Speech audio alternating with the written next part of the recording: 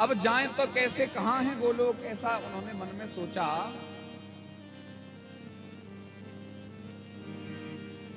भगवान नारायण ने कहा कि मैंने उस गोलोक को देखा है एक बार।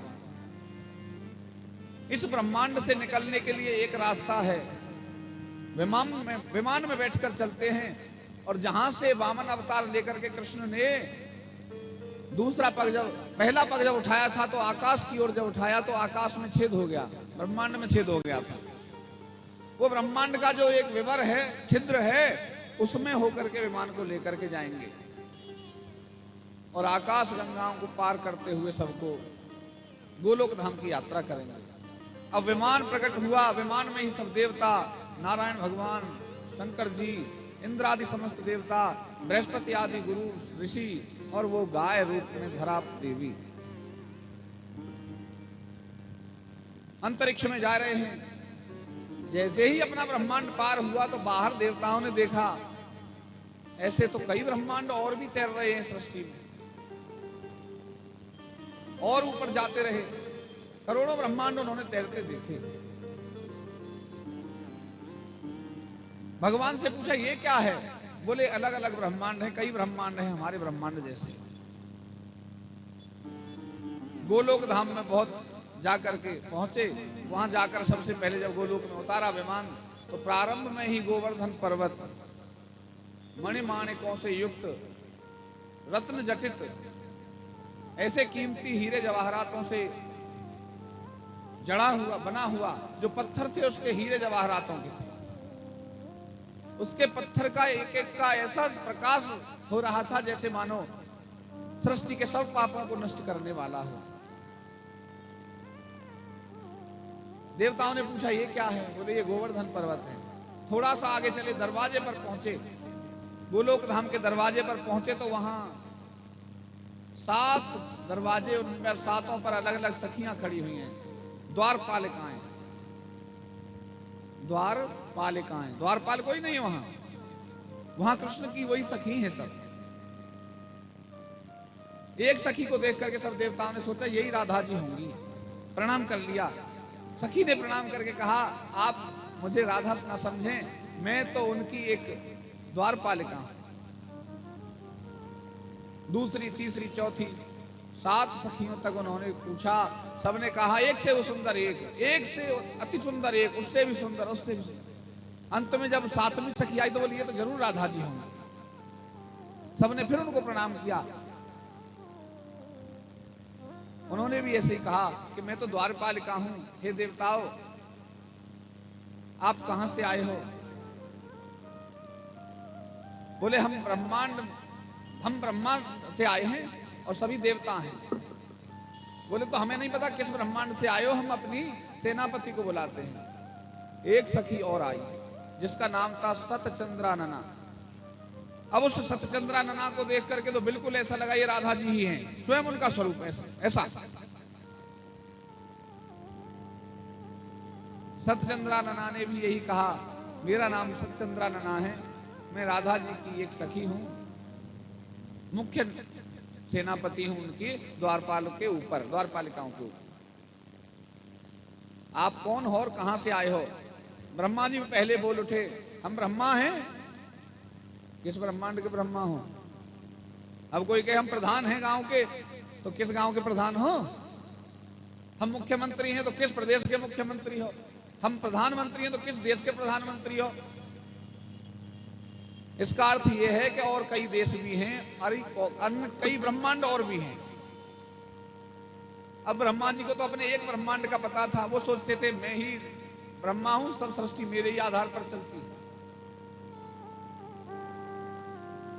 नारायण भगवान समझदार थे, समझ करके बोले ये उस ब्रह्मांड के ब्रह्मा हैं जहां पर प्रश्निगर्भ भगवान का अवतार हुआ था और जहां पर वामन अवतार लेकर के मेरे गोविंद ने और ब्रह्मांड में जिसमें छेद कर दिया था, वो विवर वाला जो छिद्र वाला ब्रह्मांड है उसके ब्रह्मा है ये।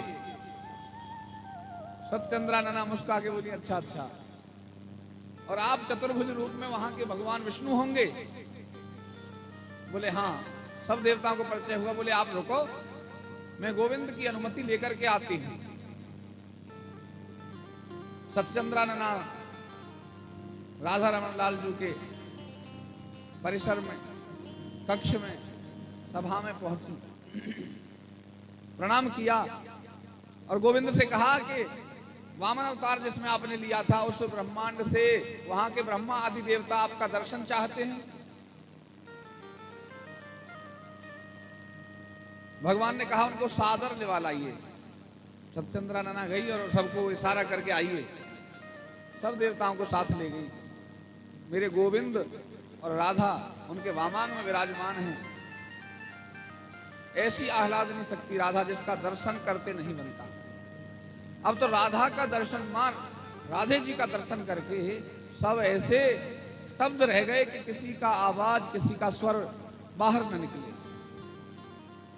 देखें और समाधिष्ट मन हो जाए। भगवान नारायण की तरफ देखा गोविंद ने और कहा, आप बताइए किस कार्य के लिए आपका इस गोलोक धाम में आगमन हुआ है। तब भगवान नारायण ने, भगवान विष्णु ने कहा, हमारी पृथ्वी बड़े असुरों के पापों से पीड़ित हो गई है और हमारे पास पहुंची है, तो हमने कहा कि अब तो ठाकुर गोविंद ही कुछ कर सकते हैं, उन्हीं की शरण में चलना चाहिए।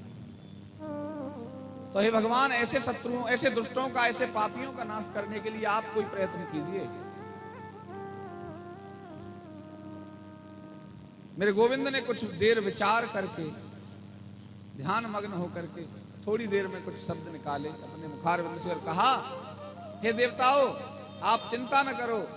हे धरा देवी, द्वापर के अंत से पहले मैं वहां अवतार लूंगा। अपनी पूर्ण कलाओं से वहां अवतार लेकर के उन सब दैत्यों का समन करूंगा, सब पापों का समन करूंगा। आप प्रतीक्षा करना। पर आप सब लोगों को भी मेरे कार्य में सहयोग प्राप्त कराना होगा, देना होगा सहयोग। बोले कैसा सहयोग देना होगा? मुझसे पहले सभी वहां अपने अपने अवतार में अवतार लेकर के स्वरूप धारण कर लो। अपने स्वरूपों में सब परिवर्तन करके नाना प्रकार के अवतार वहां ले लीजिए। इतने राधा जी बोली, प्रभु आप मुझे छोड़ करके वहां जाओगे? मेरे तो होठों पर प्राण आ गए हैं कि आप मुझे छोड़ने की बात सोच भी कैसे सकते हैं। थोड़ी देर और असहज हो गई मैं तो मेरे प्राण तो मुख से बाहर निकल ही जाएंगे। मैं आपके बिना नहीं रह सकती। गोविंद ने कहा, तो आप भी हमारे साथ चलना है। बोले मैं बिल्कुल नहीं जाऊंगी अपने गोवर्धन पर्वत को, अपनी बिरजा नदी को छोड़ करके। वहां बिरजा नदी जो बहती है, इसे छोड़कर मैं कहीं नहीं जाऊंगी। भगवान गोविंद उनकी भावना को समझ गए और 84 कोस का गोलोक धाम, जहां जहां बिरजा नदी और गोवर्धन पर्वत इत्यादि जितने भी तीर्थ थे, उन सबको वहां से स्वस्वरूप उठा करके और भारत की ब्रज भूमि में लाकर स्थापित कर दिया। बोलो गोविंद भगवान की। ये वही 84 कोस का ब्रज है जो गोलोक धाम से आया है। ये गोवर्धन पर्वत में वहीं से, ये जो बिरजा नदी है, ये भी यमुना नदी के रूप में वहीं से आई है। राधा जी अपने बिना इन परिकरों के नहीं रह सकती थी, तो गोविंद ने वहां से सस्वरूप इन सबको उठा करके इस भारत की भूमि पर स्थापित कर दिया और सब देवताओं को आदेश दिया कि अपना अपना अवतार ग्रहण करके जाओ। कश्यप और अदिति दोनों वसुदेव और देवकी बने। कश्यप और अदिति देवकी वसुदेव बने। प्राण नाम के वसु शूरसेन बने। ध्रुव जी महाराज देवल मुनि बने। ध्रुव जी देवल मुनि का अवतार लेकर के आए। वसु नाम के वसु जो थे वो उद्धव बने, ब्रह्म ज्ञानी उद्धव। दक्ष प्रजापति अक्रूर जी बने। जो दक्ष प्रजापति थे देवताओं में, वो अक्रूर जी बने। धन कुबेर हृदीक नाम के यादव बने।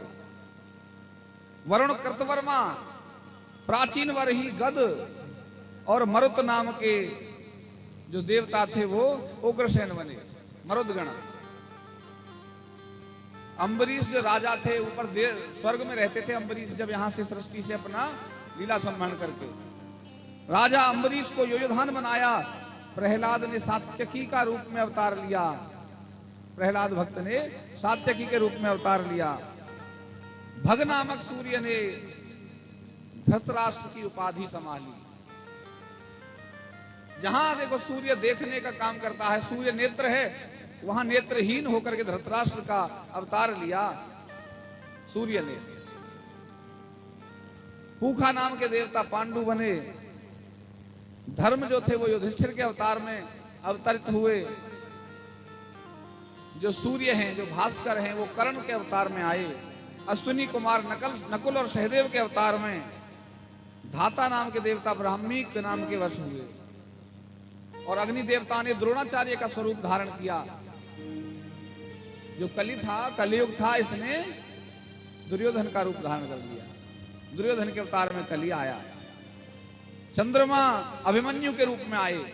अभिमन्यु चंद्रमा के अवतार हैं।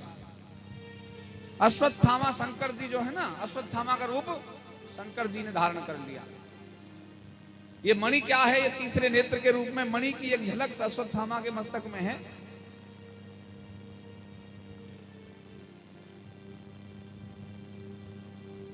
भगवान ने कहा मेरे पूर्व अवतार जितने भी हुए हैं उन सबकी रानियां जो 16,000 होंगी वो वहां योग माया के द्वारा मेरे कार्य में मेरा सहयोग करेंगे। 16,000 रानियां। यशोदा के गर्भ से मेरी महायोग माया जो है वो कन्या का रूप लेकर के कंस को चेतावनी देगी।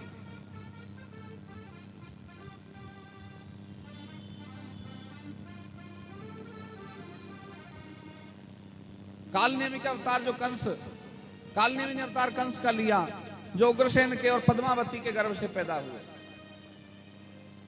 ऐसे ही अनेकों देवताओं ने धरती पर आकर के अवतार ले लिए, जिससे उन दैत्यों में शामिल हो जाए और उनके पक्ष ले करके और भगवान से उनको लड़ने के लिए वो प्रेरित करें और उन दैत्यों का संहार भगवान अवतार लेकर के कर दें। बोलो गोविंद भगवान की।